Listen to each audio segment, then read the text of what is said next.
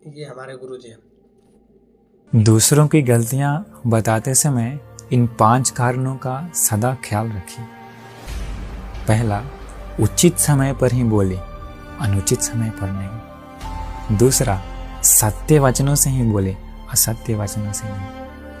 तीसरा, मधुर वचन से ही बोले, कठोर वचन से नहीं। चौथा, भलाई चाहते हुए ही बोले, बुराई चाहते हुए नहीं।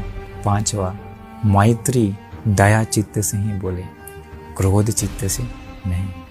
इन 5 कारणों का सदा ख्याल रखिए। नमो बुद्धाय। सबसे पहले जय हिंद। मैं वीडियो बनाता हूँ, मैं सभी धर्म का इज्जत करता हूँ। मैं किसी धर्म का विरोध नहीं करता हूँ, वो चाहे हिंदू धर्म हो, चाहे कोई धर्म हो, वो चाहे मुस्लिम धर्म हो, चाहे बौद्ध धर्म हो। मैं सभी धर्म का इज्जत करता हूँ। मैं ना नास्तिक हूँ, मैं ना आस्तिक हूँ। मैं जो वास्तविक है वो मैं वास्तविक हूँ। तो जो है वही मैं मानता हूँ, जो नहीं है, क्योंकि भगवान बुद्ध कहते हैं आत्मदीपो भव, स्वयं का दीप स्वयं जलाओ। वो 1% मैं किसी पे बिलीव नहीं करता हूँ। मैं जानता हूँ तब मानता हूँ, वरना नहीं मानता हूँ। सिंपल सी बात है। मैं साइंस को मानता हूँ, और मैं ये भी कहूँगा किसी धर्म को भी बुरा या किसी धर्म को गलत नहीं। पाखंड है तो पाखंड का बात बताओ। कोई धर्म में गलत है तो गलत का बताओ।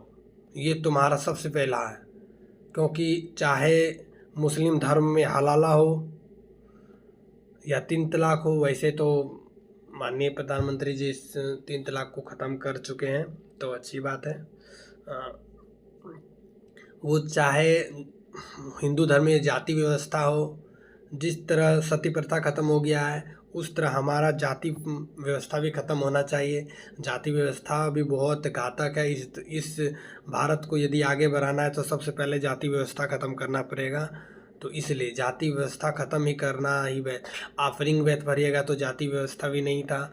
तो आप कुछ इतिहास पढ़िएगा तो समझ में आएगा जाति व्यवस्था एक जाति जनगणना जो 1871 में हुआ था। जाति जनगणना, पहला जाति जनगणना कार्य के आधार पे जो कार्य करता था उसी कार्य पे बांट दिया।